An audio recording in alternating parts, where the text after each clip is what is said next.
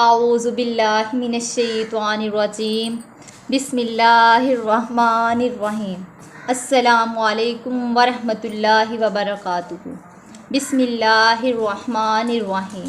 اللہ کے نام سے شروع کرتا ہوں جو بہت ہی مہربان ہمیشہ رحم فرمانے والا ہے۔ بسم اللہ، اللہ کے نام سے شروع کرتا ہوں۔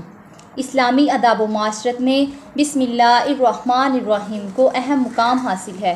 ہمیں ہمارے ہادی و مرشد حضرت محمد صلی اللہ علیہ وآلہ وسلم نے یہ سبق دیا کہ ہر کام بسم اللہ الرحمن الرحیم سے شروع کرو، بلکہ یہاں تک فرمایا کہ دروازہ بند کرو تو اللہ کا نام لیا کرو، دیا بجھاؤ تو اللہ کا نام لیا کرو، اپنے برتن ڈانپو تو اللہ کا نام لیا کرو، اپنی مشک کا منہ باندھو تو اللہ کا نام لیا کرو۔ مقصد یہ ہے کہ ہر کام چھوٹا ہو یا بڑا کرتے وقت انسان اپنے کارساز حقیقی کا نام لینے کا خوگر ہو جائے، تاکہ اس کی برکت سے مشکلیں آسان ہو، اس کی تائید و نصرت پر اس کا توکل پختہ ہو جائے۔ نیز جب اسے ہر کام شروع کرتے وقت اللہ تعالیٰ کا نام لینے کی عادت ہو جائے گی تو وہ ہر کام ایسا کام کرنے سے رک جائے گا جو رب تعالیٰ کے لیے ناراضگی کا باعث ہو۔ امام قرطبی نے صحیح سند سے یہ حدیث نقل کی ہے کہ حضرت عثمان بن ابی العاص نے شکایت کی کہ یا رسول اللہ صلی اللہ علیہ وآلہ وسلم، جب سے میں مشرف با اسلام ہوا ہوں جسم میں درد رہتا ہے۔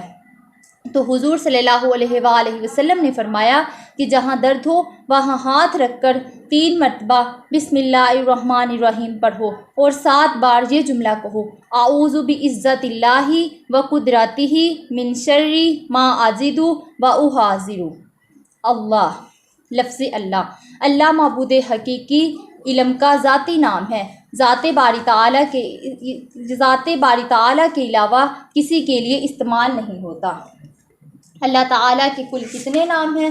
اللہ تعالیٰ کے کل صفاتی نام 3000 ہیں، جن میں سے 1000 کا علم فرشتوں کو ہے، 1000 کا علم انبیاء اکرام کو ہے، 1000 آسمانی کتابوں میں تقسیم کیا گیا ہے۔ جو 1000 آسمانی کتابوں میں تقسیم کیا گیا ہے ان میں سے 300 انجیل میں ہے، 300 زبور میں ہے، 300 توریت میں ہے، اور 99 نام قرآن پاک میں ہے، اور ایک اللہ جو ذاتی نام ہے۔ الرحمن الرحیم۔ الرحمن الرحیم بہت ہی مہربان اور ہمیشہ رحم فرمانے والا۔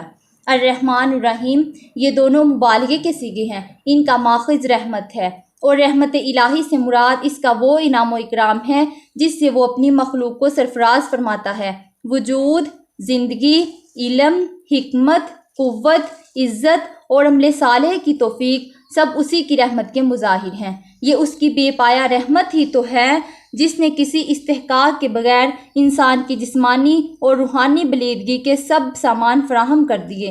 اس کی بے حدود اور بے شمار رحمت ہی تو ہے کہ ہماری لگاتار ناشکریوں اور نافرمانیوں کے باوجود وہ اپنے لطف و کرم کا دروازہ بند نہیں کرتا۔ کبھی آپ نے غور فرمایا کہ قرآن پاک اللہ تعالیٰ کی جس صفت کا سب سے پہلے ذکر کرتا ہے وہ صفت قہاری